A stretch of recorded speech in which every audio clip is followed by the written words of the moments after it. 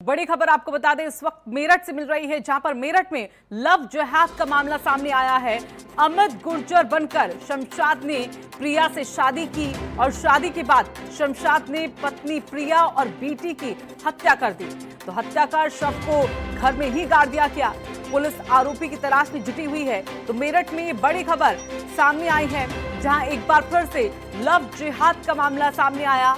अमित गुर्जर बनकर शमशाद ने गाजियाबाद की प्रिया नाम की लड़की को अपने प्रेम के जाल में फंसाया और मेरठ लेकर आ गया और कुछ साल के साथ रहने के बाद उसकी हत्या कर दी गई। साथ में उसकी 12 साल की बेटी की भी हत्या कर शव को घर में ही एक कमरे में जमीन में गाड़ दिया गया। तो घटना का खुलासा होते ही हड़कंप मच गया है। हिंदू संगठन के लोगों ने पुलिस पर गंभीर आरोप लगाए हैं। पुलिस ने बरामद दोनों शव के डीएनए सैंपल लेकर जांच के लिए भी भेज दिए।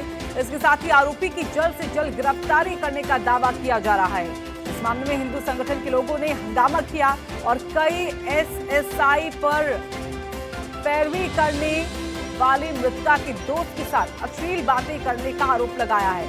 तो इसमें कहा जा रहा है कि 2 ऑडियो क्लिप भी वायरल हुई हैं और इन्हीं के आधार पर एसएसपी मेरठ में एसआई क्राइम ब्रांच को लाइन हासिल कर दिया और साथ ही फरार बताया जा रहा है। तो शमशाद पर जो नाम बदल कर रह रहा था, 25,000 का नाम घोषित किया गया है। इतना ही नहीं, अमित उर्फ शमशाद की पहली पत्नी को भी मुलजिम बनाया गया है।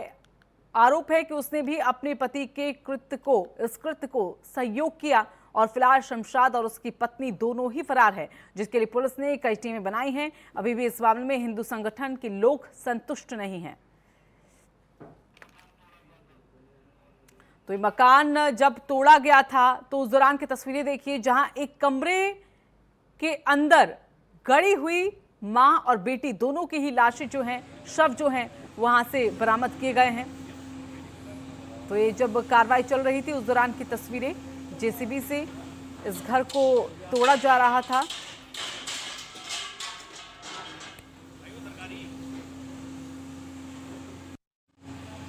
इस शमशाद नाम का व्यक्ति और अमित गुर्जर नाम की एक फेसबुक पर आईडी बनाता है। लोनी क्षेत्र की प्रिया नाम की व्यक्ति आईडी से जुड़ती है। हिंदू समझकर दोनों में दोस्ती होती है, लेकिन उसे जानकारी नहीं थी कि ये हिंदू नहीं, ये मुस्लिम है। और उसने अपने नाम को छिपाते हुए, अपनी आईडी को छुपाते हुए उस लड़की के साथ में शादी की। 12 साल की बच्ची, वो विवाहिता थी पहले से ही ऑलरेडी और तलाकशुदा थी। वो 12 साल की बच्ची भी उसके साथ में थी।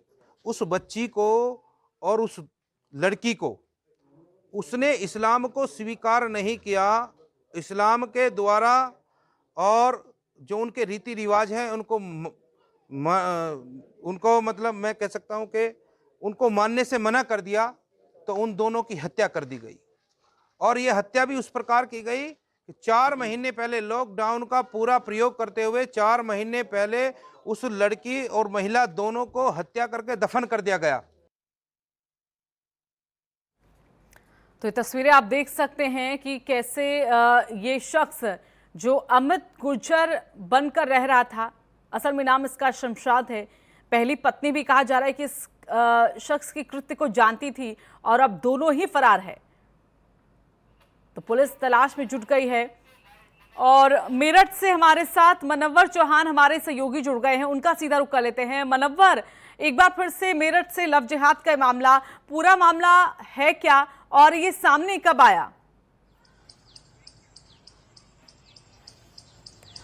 देखिए रितु, ये मामला 2008 में शुरू हुआ, यानी 12 साल पहले।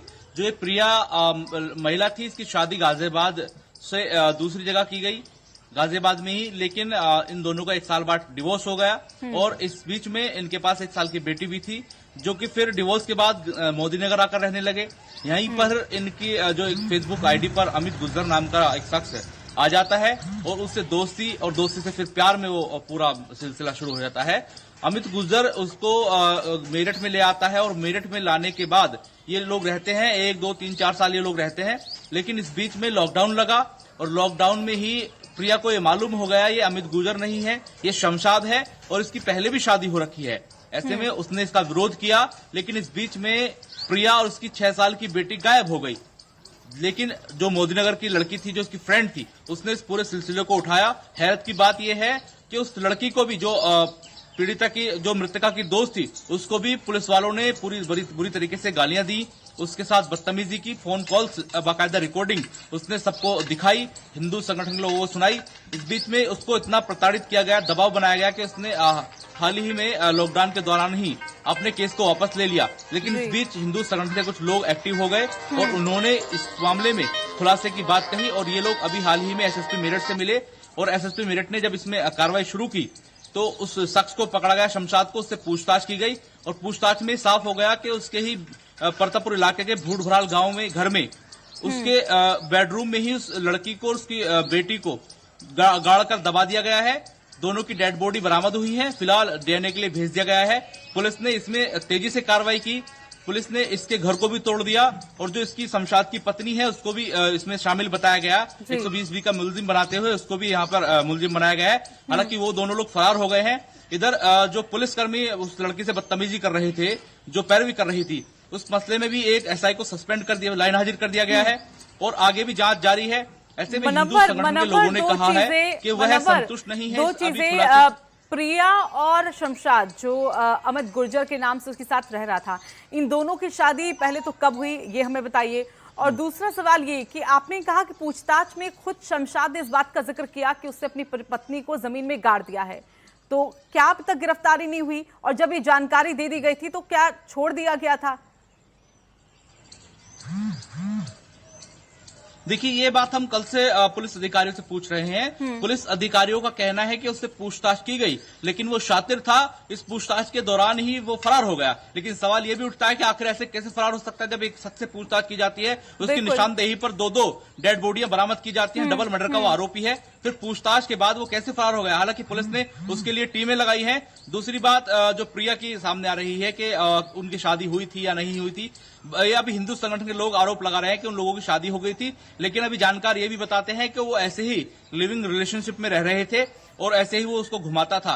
लेकिन जब प्रिया को इसकी मुस्लिम होने का और इसके दूसरी शादी करने का आभास हुआ, उसने इसका विरोध किया और उसके प्रिया के साथ मारपीट की गई, और इसी बीच में प्रिया और उसकी बेटी की हत्या कर उसको शव को दबा दिया गया। हालांकि शव भी बरामद हुआ है, उसका डीएनए टेस्ट होना है, लेकिन शमशाद के फरार होने के मामले में कई सवाल खड़े होने शुरू हो गए हैं। अब जानकार कहने लगे आखिर ऐसे पुलिस कैसे किसी इस तरह के दोषी को ढील दे सकती है, यानी कि साफ तौर पर कहा जाए इस पूरे मामले में पुलिस की जो कार्यशैली है उस पर भी सवाल उठ रहे हैं। देखना होगा कि गिरफ्तारी कब तक उस शख्स की हो पाती है जो इतने बड़े राज को उगल देता है। धन्यवाद फिलहाल आपका मनोवर हमारे साथ जुड़ने के लिए।